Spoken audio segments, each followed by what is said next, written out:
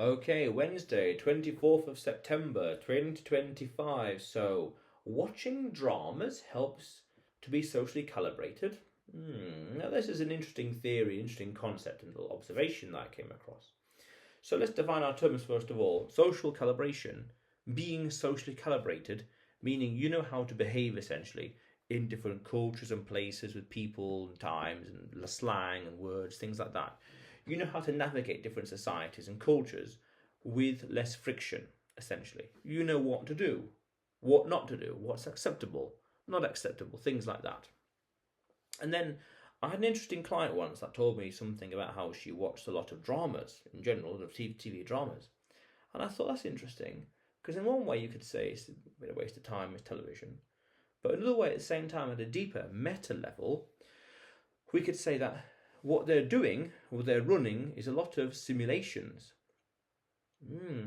By watching these dramas, they are running social calibration simulations with regards to different aspects of life, money, society, how to behave, you name it, all kinds of different things about how to interact with society.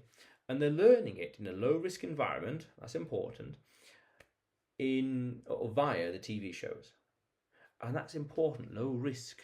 Because we could then say through the cone of learning, it's low risk, but it's low retention. That's powerful. They go hand in hand. That's a feature in a book. Low risk, but low retention. High risk, high retention. Meaning, it's that meme really. Fuck around and find out. I think I did a video about that. You go out into the world, you've got to physically be there, push atoms. Go there, do stuff, risks things, put things at risk, by actually talking to people. High retention, but something could happen. Okay. The other side of that trade is low risk but low retention. But the difference is also, this is easier to scale. Low risk, low retention, but we've got hours and hours and hours and hours and hours of it. Whereas here we have to push atoms to go places, to see different stuff. Both are priceless, both are valuable, we need both. It's just different ways of playing the game, so to speak. So I realised then that what this individual is doing by watching all these dramas is that they are slowly becoming more socially calibrated. How to behave, what to say, what not to say, etc., etc., etc. And that's very powerful.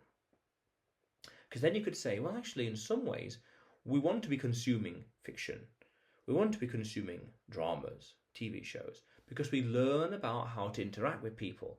Now, of course, this is more for, say, teenagers and young children, but that's quite powerful because it's a developmental process. And even they could say, well, watch documentaries and other biographies to understand more specific people and specific things or societies and cultures at a deeper level. Again, low risk, low retention, but we have a dozen books here to learn about society and cultures and countless videos out there. Very scalable, very scalable. So that kind of compensates for the low retention because you want to be learning, not just passively consuming the TV show. But at a deeper level, that's powerful. What a very interesting way, an interesting use case, and gives credence to the idea of consuming media like that to understand more about the world, society, yourself, your position in society, how to interact with it and beyond. And then you can say, well, you've got to be careful of the thing you're consuming.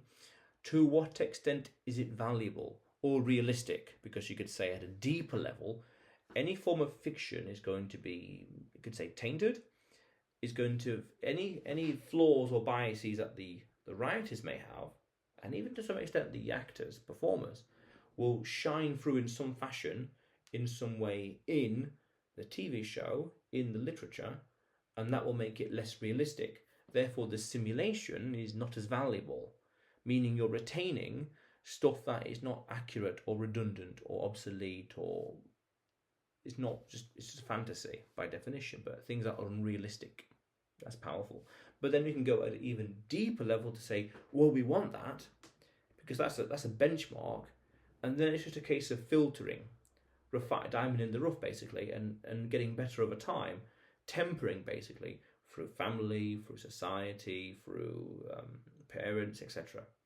But then you can say even at a deeper level, it shouldn't need to be tempered.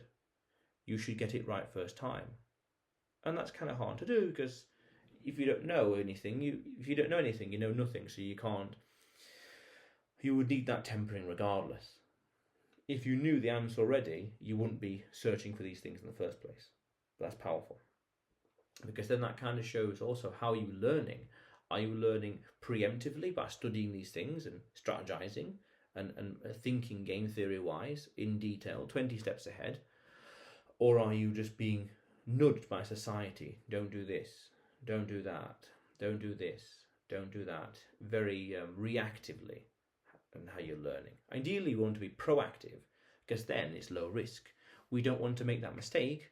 Yeah, I can't know everything, but I need to learn. I did a video about this as well, actually. Dragnet, just taking all this information, take it all in, social calibration, how to behave, what to say, what not to say, and then you filter it through your own judgment and discernment skills, and or through the family. In a sense of, you go places with the family, and then afterwards the family could criticize you or not, or say this or don't say that, things like that. The world will push back in some fashion, and that's just as vital in terms of development as well. But that was an interesting little theory. Dramas, literature, fiction, because we could say these are idealistic scenarios, which is, in terms of, is it Plato's theory of perfect forms, what we want, something to work towards, something to aspire to, and then we can refine it as we go out into the world. The higher risk, high retention stuff. Again, both are needed. High risk, high retention, the world. Low risk, low retention, but it's very scalable. It's very powerful. But interesting little observation in regards to human development and how to approach society and being socially calibrated. Very interesting, yeah. But otherwise, Adrian's daily vlog, sharing smart stuff men should know. Subscribe for more, and you will see me tomorrow.